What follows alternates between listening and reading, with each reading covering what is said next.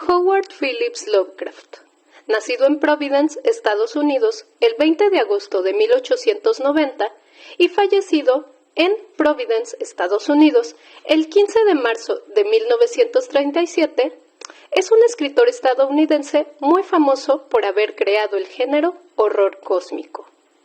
Lovecraft fue un ávido lector de toda clase de géneros. Esto gracias a la gran biblioteca que poseía su abuelo. Su familia, de tradición burguesa, descendió directamente del Mayflower.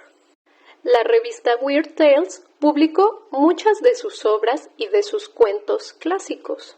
Directamente influenciado por Edgar Allan Poe, este escritor creó toda una mitología.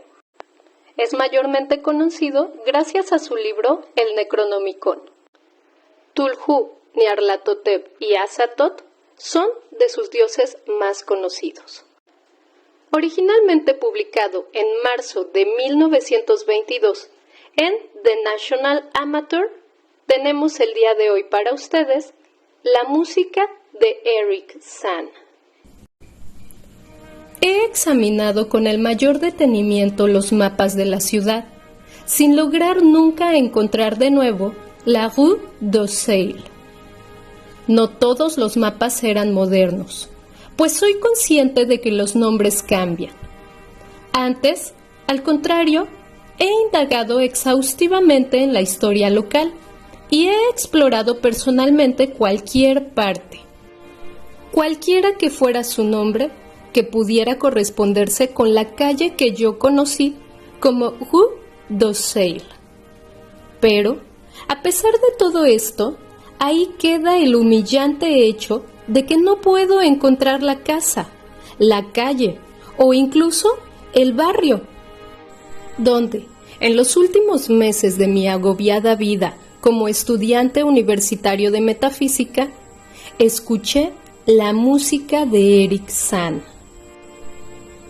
No me extraña que me falle la memoria, ya que mi salud, tanto física como mental, estaba seriamente mermada durante la época en que residí en la Rue d'Orsay, y recuerdo que nunca llevé hasta allí a ninguna de mis escasas amistades.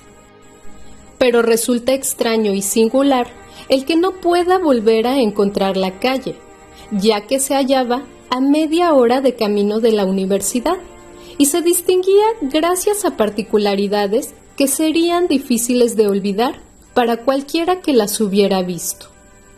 Nunca he conocido a nadie que haya visto la Rue d'Orsay.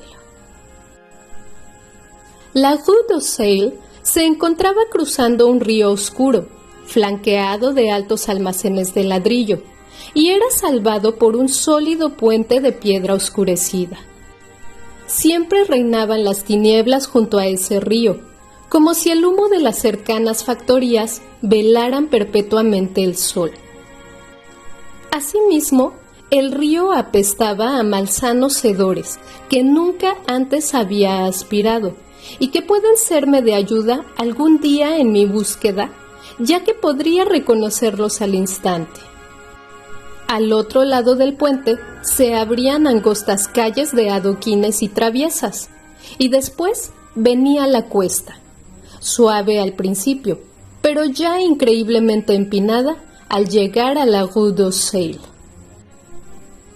Nunca antes he visto una calle tan estrecha y escarpada como la Rue d'Orsay. Resultaba casi un barranco, cerrada al tráfico, formada en ciertas partes por tramos de escaleras y rematando en lo alto en una tapia elevada y cubierta de hierra.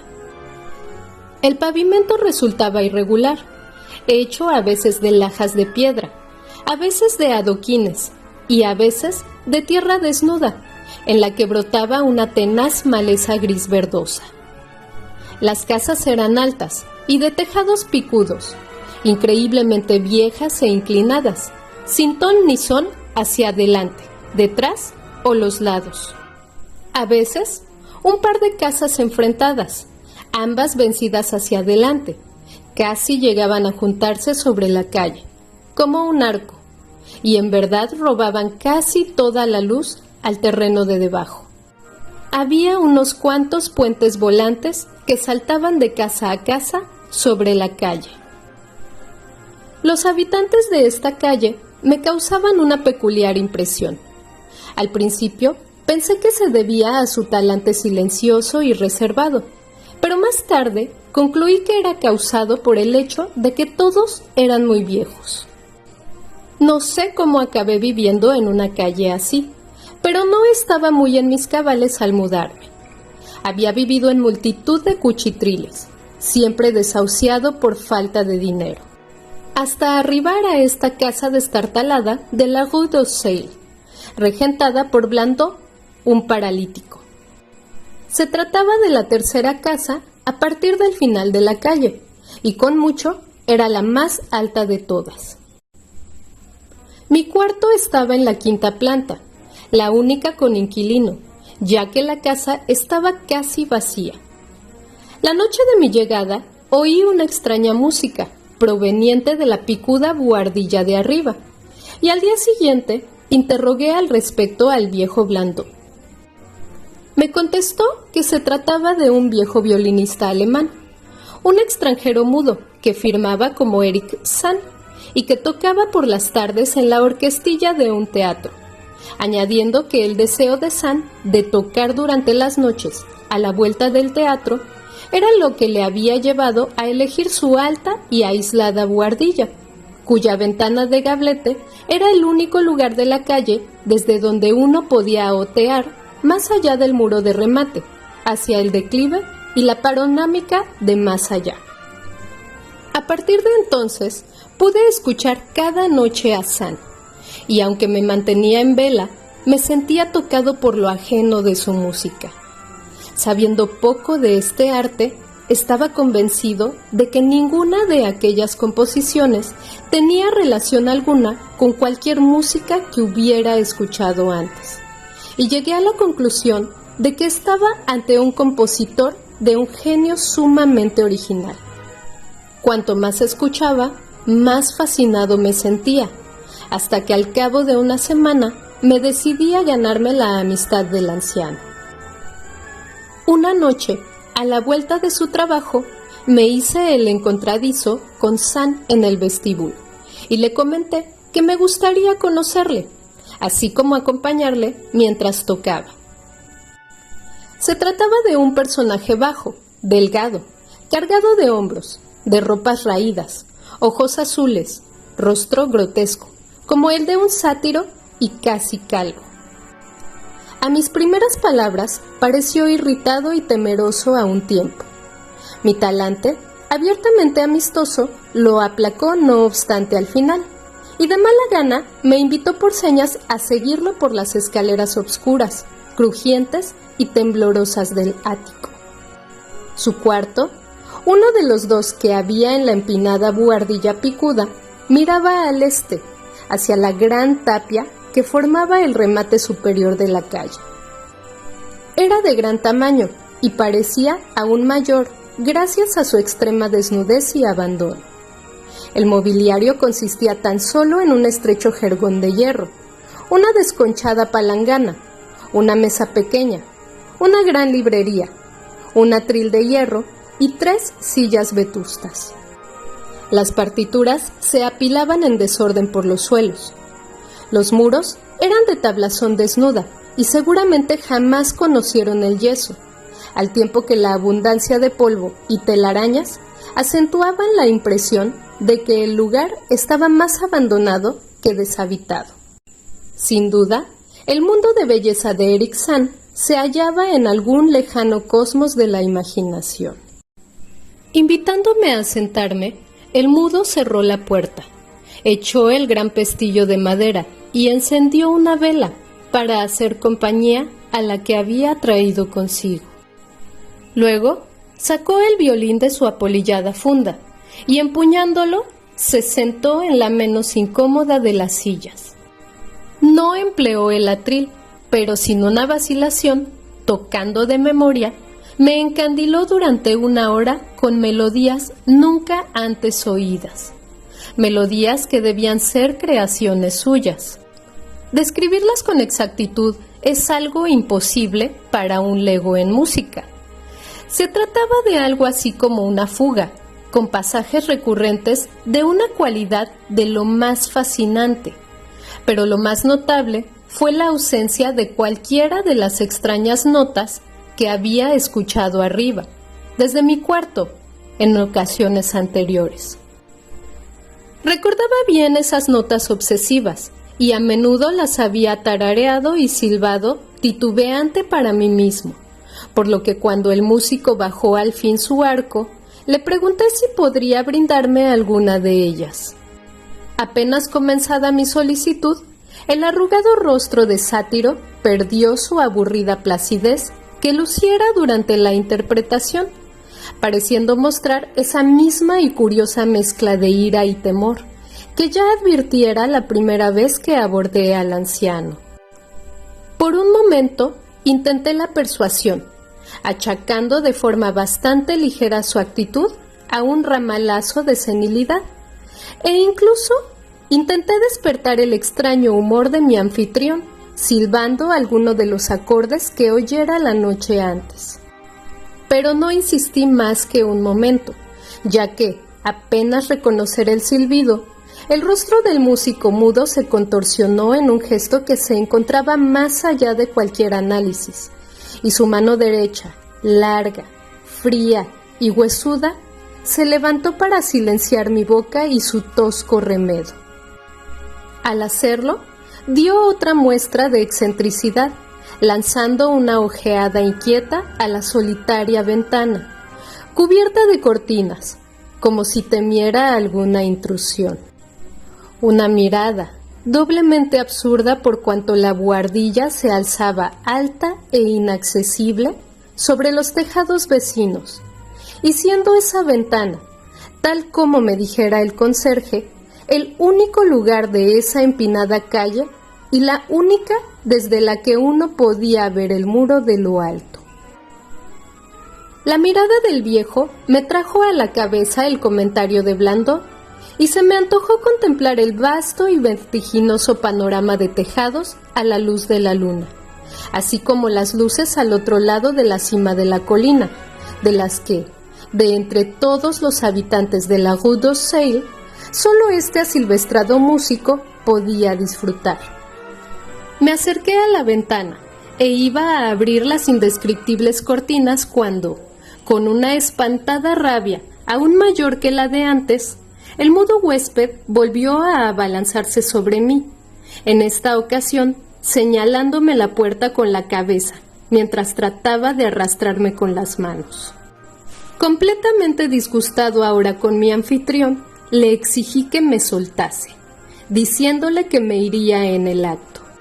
Su apretón aflojó, y viéndome molesto y ofendido, su propia furia pareció disiparse. Volvió a oprimir mi brazo, esta vez en gesto de amistad, conduciéndome hasta una silla. Entonces, con gesto pensativo, fue hasta la abarrotada mesa y allí escribió algunas palabras a lápiz, en el trabajoso francés de los extranjeros. La nota que acabó tendiéndome era una súplica de tolerancia y perdón. Sand decía ser anciano, solitario y afligido por extraños miedos y problemas nerviosos, relacionados con su música, entre otros motivos. Se sentía honrado por mi interés hacia su música y esperaba que volviera a visitarle, sin tener en cuenta sus excentricidades. Pero no podía tocar para otra persona sus extrañas melodías, ni podía dejar que las oyesen, ni permitir que nadie tocase nada en ese cuarto. Hasta nuestra conversación en la sala, no había sabido que podía oírle tocar desde mi alcoba, y ahora me rogaba que, si podía, arreglase con Blandón el instalarme en una habitación más baja, desde la que no pudiera escucharle de noche. Él, afirmaba, pagaría la diferencia de precio. Mientras estaba sentado, descifrando su execrable francés, me sentí más dispuesto hacia el anciano. Era víctima de padecimientos físicos y nerviosos, tal como yo, y mis estudios metafísicos me habían enseñado la virtud de la caridad. En el silencio hubo un ligero sonido en la ventana. La contraventana debió golpetear en alas del viento nocturno, lo que por alguna razón sobresaltó violentamente a Eric Sand. Cuando acabé de leer, estreché la mano de mi anfitrión y me fui como amigo. Al día siguiente, Blandó me asignó un cuarto más caro en la tercera planta, entre la alcoba de un viejo usurero y la habitación de un respetable tapicero. No había nadie en la cuarta planta. No tardé en descubrir que el interés de Sand por mi compañía no era tan grande como parecía cuando me convenció para que me mudase de la quinta planta.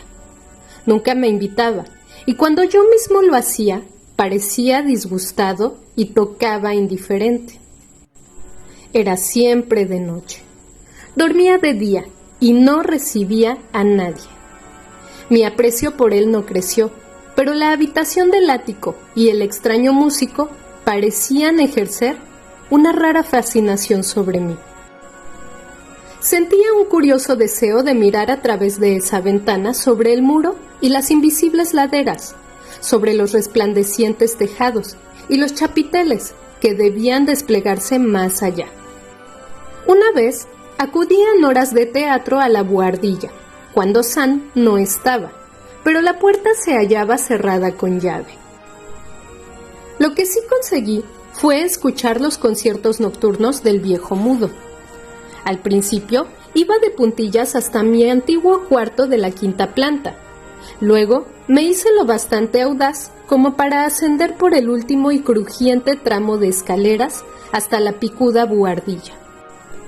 En el angosto descansillo, al otro lado de la puerta, trancada y con la cerradura ocluida, escuchaba a menudo sonidos que me llenaban de un miedo indefinible.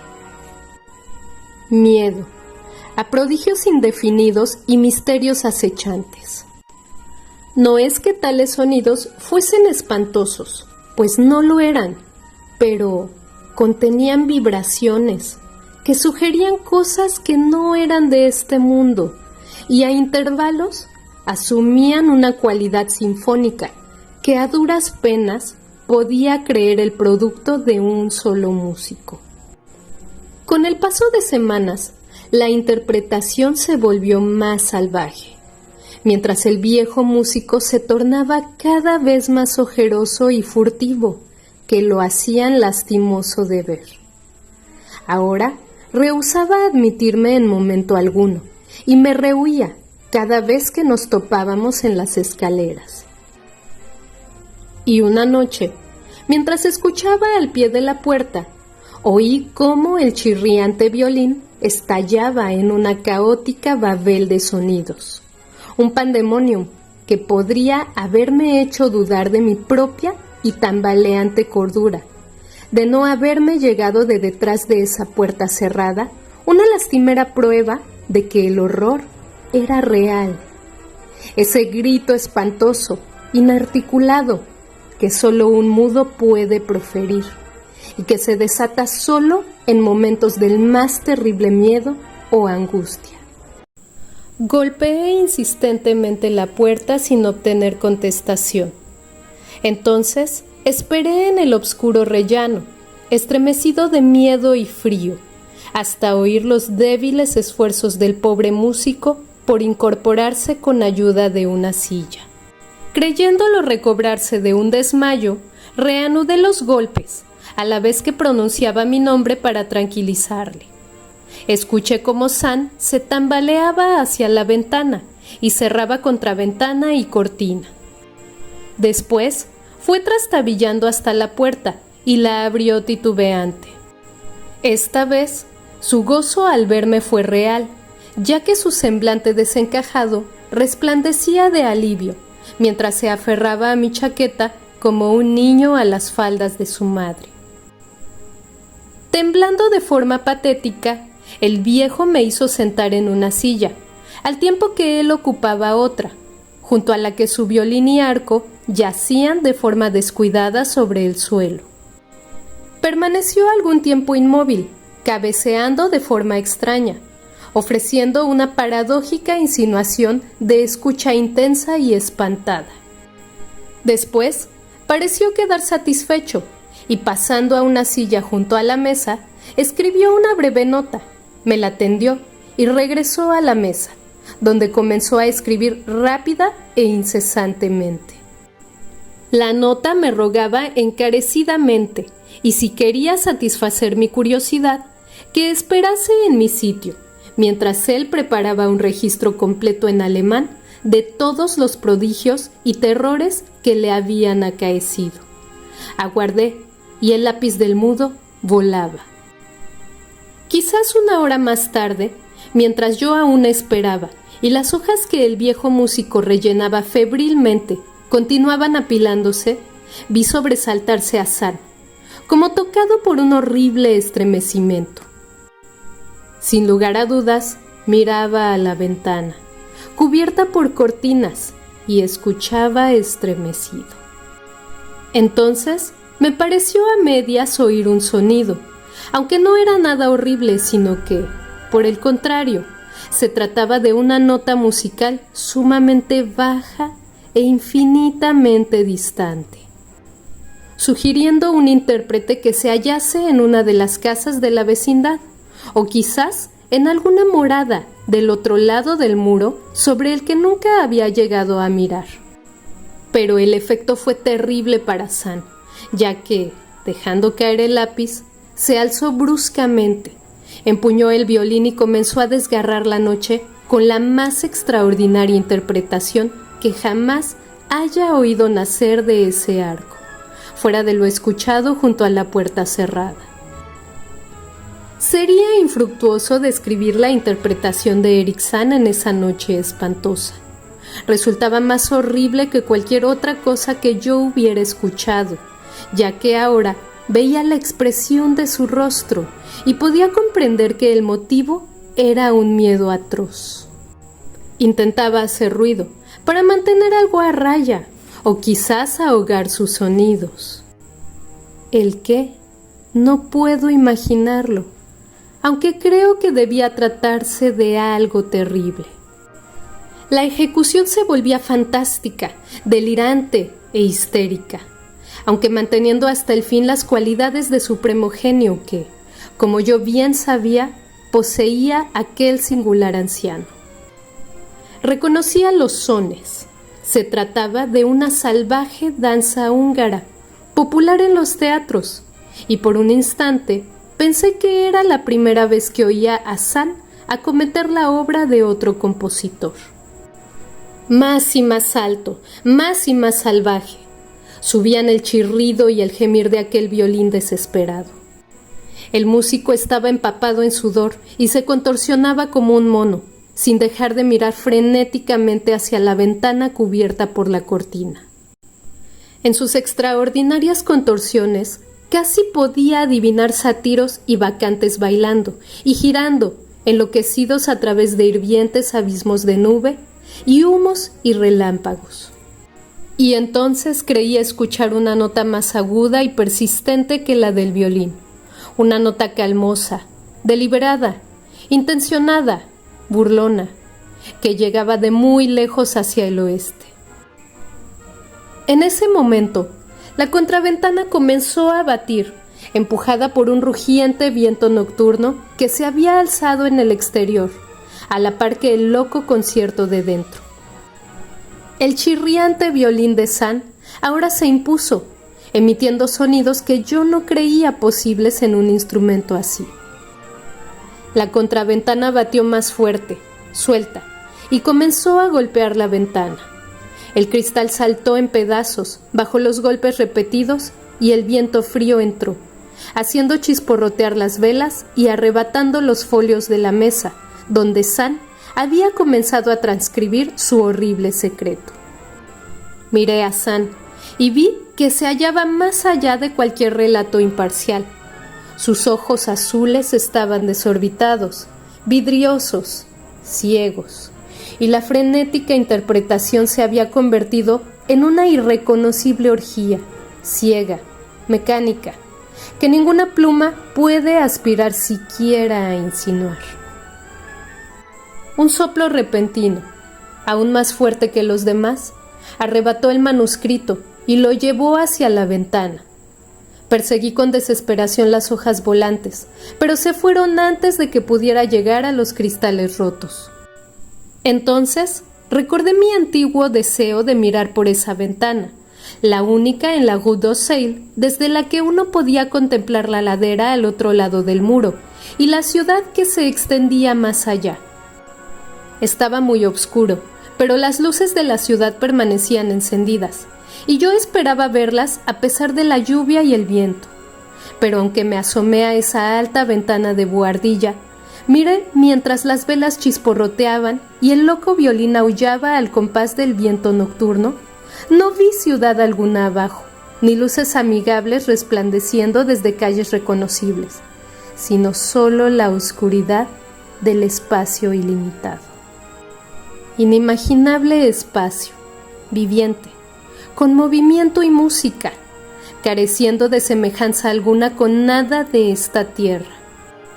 Y mientras permanecía allí, mirando aterrorizado, el viento apagó las velas de la antigua buhardilla picuda, sumiéndome en una salvaje e impenetrable oscuridad, con caos y pandemonium ante mí, y la demoníaca locura del violín, aullando en la noche a mis espaldas. Retrocedí, tambaleándome en la oscuridad, sin medios para encender la luz, chocando con la mesa, volteando una silla y finalmente abriéndome paso hacia el lugar donde la oscuridad gritaba con la estremecedora música. Debía hacer algo para salvarnos a Eric Sand y a mí mismo, cualesquiera que fueran los poderes que se nos enfrentaban. En cierta ocasión, creí sentir el roce de algo helado y grité, pero mi grito fue acallado por aquel espantoso violín. Repentinamente, en la oscuridad, el enloquecido vaivén del arco me tocó y supe que estaba junto al músico. Tanteando, toqué el respaldo de la silla de Sand y luego encontré y sacudí su hombro, intentando hacerle volver en sí. No respondió, y el violín chirriaba sin pausa. Alcé la mano a su cabeza, cuyo mecánico agitar pude detener, y le grité en el oído que debíamos escapar de los desconocidos seres de la noche.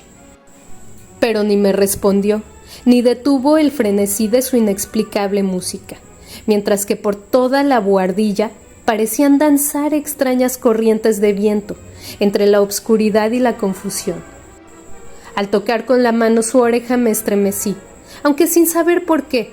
No lo supe, hasta que palpé su rostro inmóvil, el rostro frío como el hielo, rígido, sin respiración, cuyos ojos se desorbitaban en vano mirando el vacío. Y entonces, merced a algún milagro, alcancé la puerta y el gran pestillo de madera, y huí desesperadamente del ser de ojos vidriosos en la oscuridad, y del espectral aullido de ese maldito violín, cuya furia crecía según yo escapaba. Saltando, volando, huyendo por esas escaleras sin fin a través de la casa a obscuras, corriendo a ciegas por esa calle estrecha, empinada y antigua, llena de escalones y casas inclinadas, bajando escalinatas y corriendo sobre adoquines hacia las calles inferiores y el pútrido río encajonado, cruzando jadeante el gran puente oscuro hacia las calles y bulevares más amplios y salubres que me resultaban conocidos. Aún guardo todas esas impresiones, y recuerdo que no había viento ni luna, y que todas las luces de la ciudad resplandecían. A pesar de mis búsquedas e indagaciones más cuidadosas, nunca he podido dar con la Rue d'Orsay, pero tampoco me pesa tanto, ya sea por esto o por la pérdida en abismos no soñados de las hojas de letra apretada, que eran lo único que podrían haber explicado la música de Eric Sand. Fin.